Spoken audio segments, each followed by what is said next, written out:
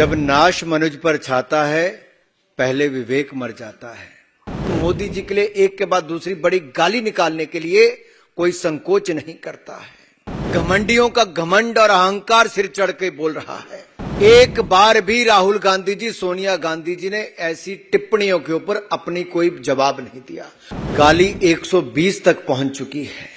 नफरत के बोल 120 तक पहुंच चुके हैं। ये कल तक जब शराब घोटाले के आरोप अरविंद केजरीवाल पर लगाते थे, वही कांग्रेसी आज उनकी जेब में जाकर बैठ गए हैं। जब नाश मनुज पर छाता है, पहले विवेक मर जाता है।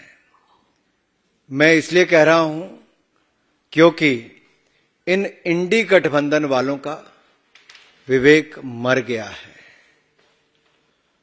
अगर एक के बाद दूसरा इनका बयान सुनेंगे तो अब तो ये लगता है विवेक का मरना भी छोटी सी बात है। ये तो सनातन धर्म को मारना चाहते हैं, कुचलना चाहते हैं। कोई मोदी जी के टुकड़े टुकड़े करना चाहता है, कोई मोदी जी को एक से बाद दूसरी बड़ी गाली निकालना चाहता है। इनकी मोहब्बत की दुकान में इतना नफरत का सामान है कि नफरत की राजनीति आज सिर चढ़कर बोल रही है।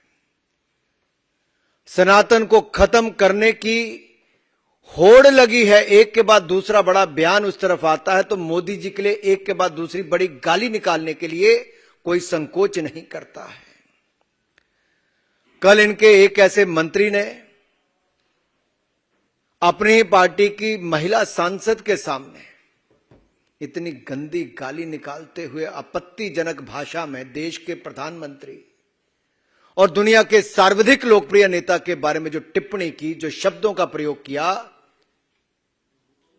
उसकी जितनी निंदा की जाए उतनी कम है। लोकतंत्र में ऐसी भाषा के लिए कोई स्थान नहीं है। और दुनिया के सर्वाधिक लोकप्रिय नेता के लिए, देश के माननीय प्रधानमंत्री के लिए, 140 करोड़ की जनता के द्वारा चुने गए प्रधानमंत्री पर इस तरह की टिप्पणी करना, यह आपत्तिजनक भी है, शर्मनाक भी है और इस पे माफी पूरे इंडी गठबंधन को मांगनी चाहिए। लेकिन घमंडियों का घमंड और अहंकार सिर चढ़ के बोल रहा है। एक बार भी राहुल गांधी जी, सोनिया गांधी जी ने ऐसी टिप्पणियों के ऊपर अपनी कोई जवाब नहीं दिया।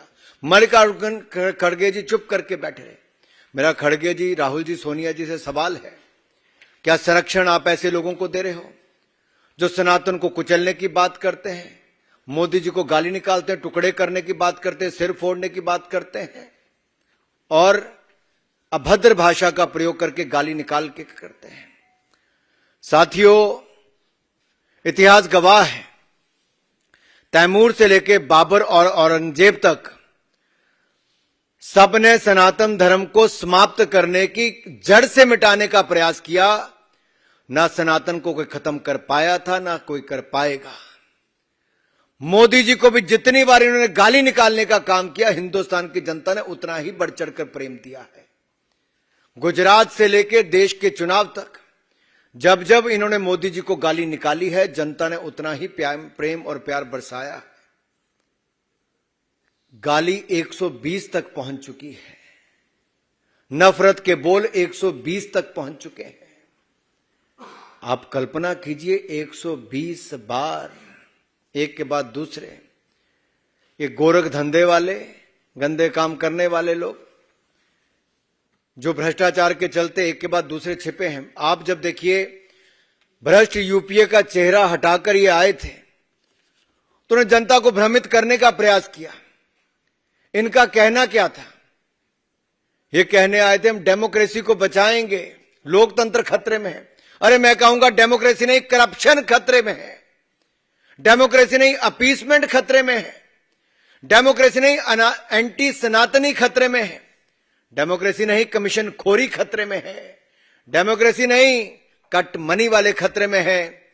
इनके लिए डेमोक्रेसी में सी करप्शन है, इंडी गठबंधन वालों के लिए, बट हमारे लिए सी कमिटमेंट है, सी कॉम्पिटेंस है, सी कैपेबिलिटी है और सी क्लैरिटी फॉर विकसित भारत है। यही अंतर है इनमें और हम में। ये भ्रष्टाचारी को बचाने को कहते, लोकतंत्र को बचाना है। ये कल तक जब शराब घोटाले के आरोप अरविंद केजरीवाल पर लगाते थे, वही कांग्रेसी आज उनकी जेब में जाकर बैठ गए हैं।